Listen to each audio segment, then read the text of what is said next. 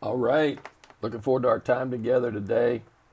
Want to revisit some of the things and just keep building on this idea of breaking habits, breaking out of destructive cycles of thought, belief in your heart, and behavior. Thought, belief, and behavior.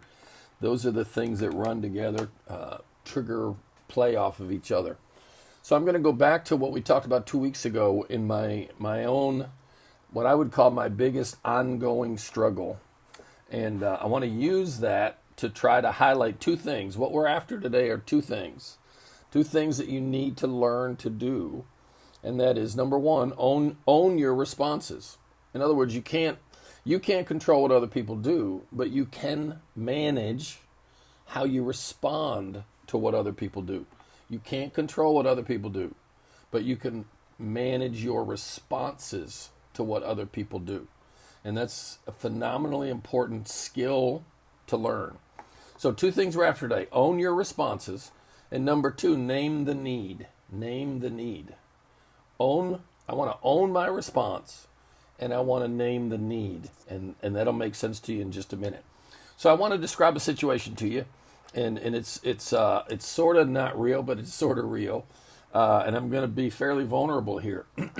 So I want you to imagine that I'm in a situation and I'm with a group of my peers. That's important because it's a group of people that I want to be respected by, accepted by, approved by, all that kind of thing. And maybe they start talking about someone's recent success, whether it's a breakthrough of some kind in their ministry, particularly if they do anything similar to what I do. Maybe they've just written a book and their books come out, and that's a touchy area for me because I feel like and have felt challenged and encouraged for years to write and have not been successful at that yet. And so put the situation in context. I'm talking to peers from whom I want acceptance, belonging, approval, etc. And they start celebrating someone else's success, big or small. And what I find is I don't react well. I don't react like I think I should.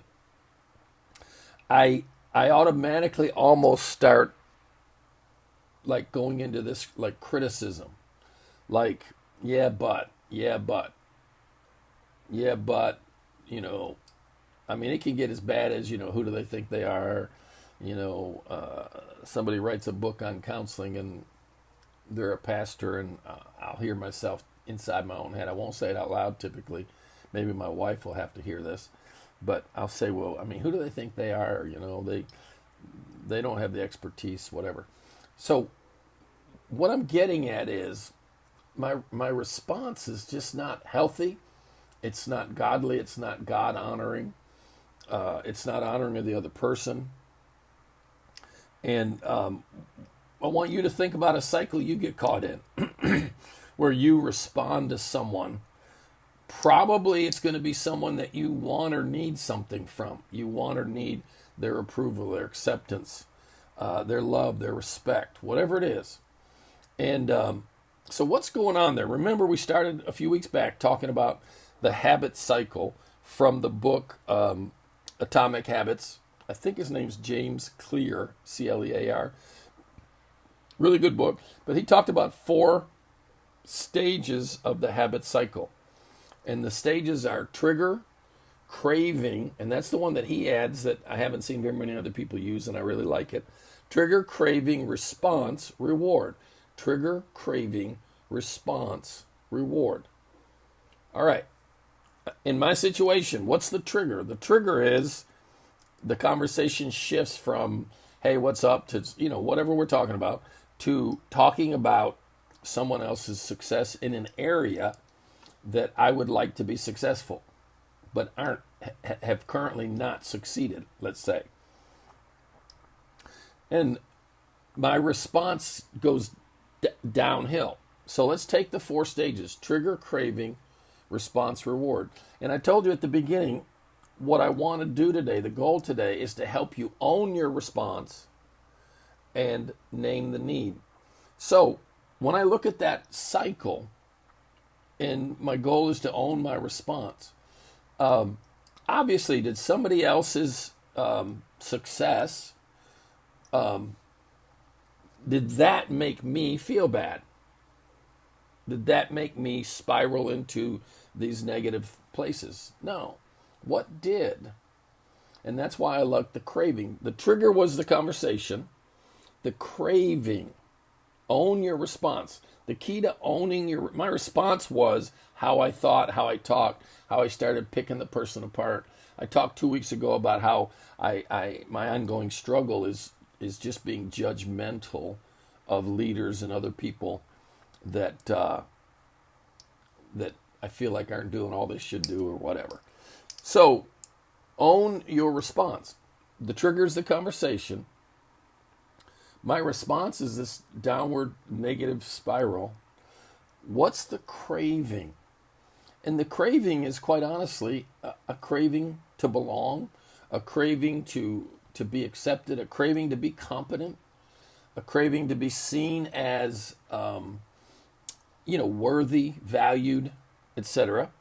Now, here's what I mean by own your response. You own your response by recognizing the trigger didn't cause your response.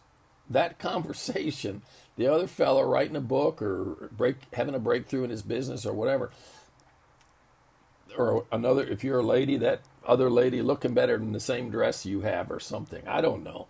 That's not the craving. The craving is, you got to get deeper. I said this, I think, last week, that I'm one of those guys that believes most of what we deal with in our adult life goes back to childhood. So for me, it goes back to my dad. Now, I'm not blaming my dad.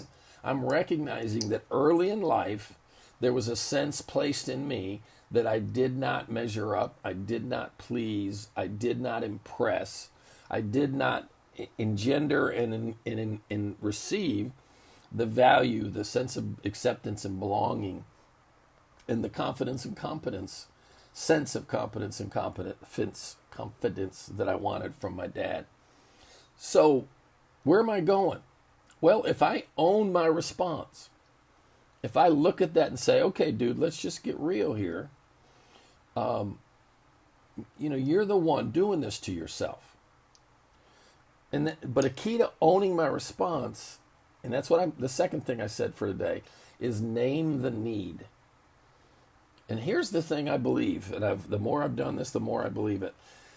Most of what gets us in trouble is a right need we're trying to get met the wrong way. Right need, wrong source, wrong method. So, bottom line is, in this situation, what am I saying? Remember the cycle. A triggering event initiates or stirs or pokes a craving, a need. When you hear craving, think need. And the need is just a sense, I need to feel belonging. I need to feel noticed. I need to feel valued. I need to feel appreciated and liked. Now, what are we talking about today? Own your response. You're never going to change your response unless you own it. If you keep thinking this way, well, if they would stop that, I'd quit responding this way. Not going to happen. Your posture needs to be, whatever happens around me, I'm responsible for how I respond to that. Now, what's going to help you do that is ask God to help you, ask friends to help you, figure out what's the need, the craving that's triggering the way you're responding. And again, in my example, the need is a legitimate desire to be accepted, approved, valued, respected, etc. The problem is I have wounds in that area, and it makes me respond out of fear. And so my response is driven by, instead of, if I can't go up, I got to pull you down. If I've not found the ladder to feel better about myself, then I got to make you look worse. And I've got to own that cycle. I've got to own that craving. I've got to own my response.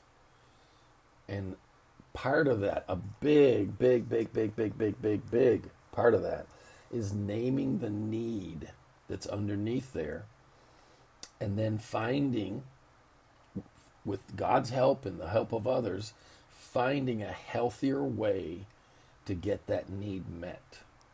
And we'll talk more about that over the next few weeks. All right? Love you guys. Own your responses. Own them. Name your need. Name the need that's underneath that cycle driving it. All right?